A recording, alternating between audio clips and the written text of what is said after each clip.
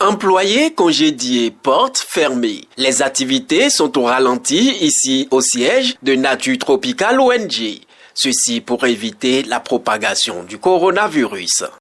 Et depuis le 23 mars déjà, nous avons fermé les portes sur tous nos sites. Parce que nous ne voudrions d'abord pas que notre personnel soit en contact avec d'autres personnes sur nos sites. Et c'est pour cela que le musée est fermé, nos centres sont fermés, on n'accueille plus de visiteurs en grand groupe.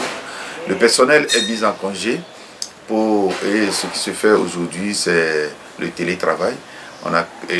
Pour les activités urgentes, on les fait par internet ou bien par corporate ou bien par email. Et comme ça, on continue à développer certaines activités.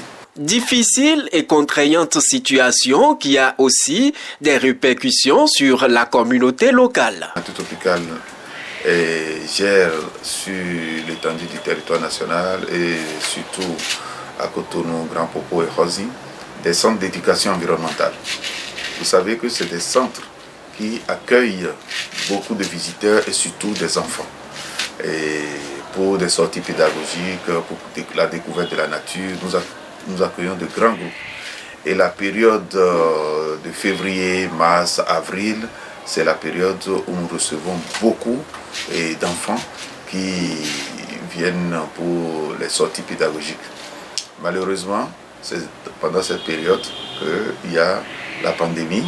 Et vous savez, avec les mesures de sécurité qui sont recommandées pour éloigner cette maladie de tout un chacun, figure et de ne plus avoir de grands regroupements, éviter beaucoup de contacts avec autrui.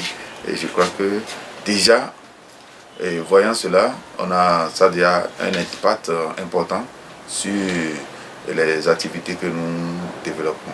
Sur le terrain, nous avons beaucoup d'activités qu'on développe avec les communautés. Et par exemple, le suivi des espèces, ça se fait avec les éco-gardes sur le terrain. Et de temps en temps, nos animateurs sont tenus d'être sur le terrain pour voir comment ça évolue. Et cette activité continue à se développer, mais nous avons quand même limité un peu les contacts de nos animateurs sur le terrain. Mais les éco-gardes dans leur milieu continuent à faire petit à petit leurs activités et nous essayons de les assister en coup de téléphone et autres. Et ça continue à aller un peu. À en croire Josia Dossou-Bodrenou, le coronavirus vient rappeler aux hommes que la nature peut vivre sans eux, mais jamais l'inverse.